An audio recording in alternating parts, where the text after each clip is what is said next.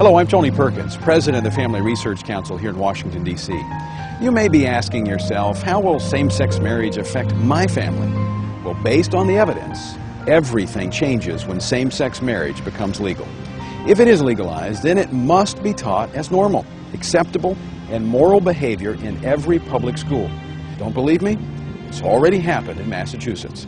That means public schools in every grade, even kindergarten, must teach your children to accept same-sex marriage. This really confuses children. David, appreciate you and Tanya inviting us to come into your home. I've been looking forward to sitting down and talking to you about this because I think this is such an important story, and I think parents need to know what's happening in our schools. The beginning of 2005, our son Jacob was going into kindergarten, and he came home with a diversity book bag. And in the diversity book bag was a book entitled Who's in a Family by Robert Scutch, and that introduces children to same-sex households. Now, wait a minute, let me be clear. Your son is in kindergarten. Yes. And he was given a book about homosexuality and marriage? Yes. What was your first reaction when you saw this? When I saw the book, I was quite upset that they would couch this as diversity and include it in a diversity book bag and not give me notification that they were going to be introducing this topic of homosexual relationships and homosexual behavior and to my young 5-year-old child. I was very upset. I have the book right here. Who's in a Family? It introduces children to such things as Clifford and her dad's partner, Henry. This is what they sent home with your 5-year-old? That's correct, Tony. After the diversity book bag came home, we realized that the intention of the administrators and teachers was to affirm these relationships and gay marriage in the minds of children. When we went into the school, what we requested is parental notification when these issues are brought up by adults within the school, and the option to opt our child out of this type of indoctrination.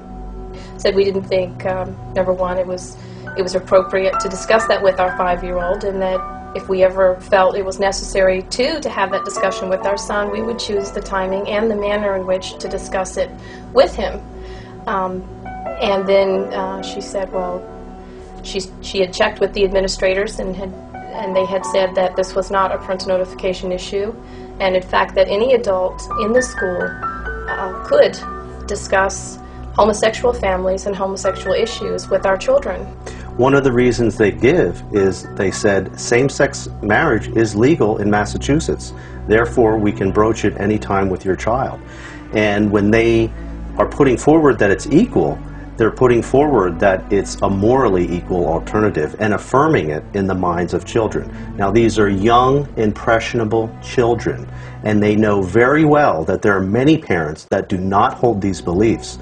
But irrespective of that, in an intolerant manner and in an aggressive manner, they are putting forward that we as parents do not even have the right to know what they're saying to our children. So when she would not acknowledge our parental rights in this area, we then went to our Judeo-Christian beliefs and our faith and said, well, you wish to affirm homosexuality to our son. You're presenting that which is sin as though it is not to our son, and we cannot allow that. And at that point she reiterated, this is not a parental notification issue. It is our sacred duty as parents to guide our child.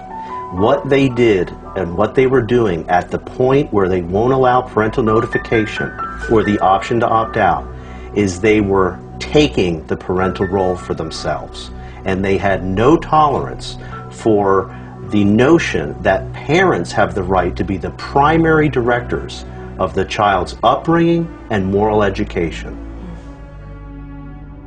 And I said, I'm prepared to sit here all night until I see some form of accommodation as a parent. To make a long story short, the accommodation they gave was to put me in handcuffs and send me to jail.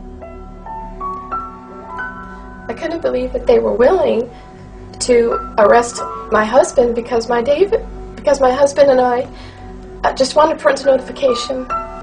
I was willing to see how far this administration would go in denying us our rights and squashing parental rights.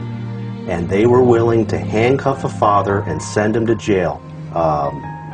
It was a 6x8 cell, filthy.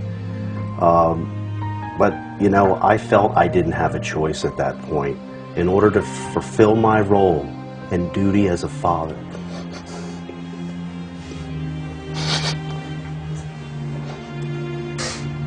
Parents need to stand their ground. If they intend to have a war over our parental rights, battling for the hearts, minds, and souls of our children, then let it begin here.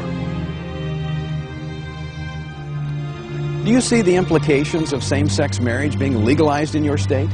It affects every family and every child, including yours.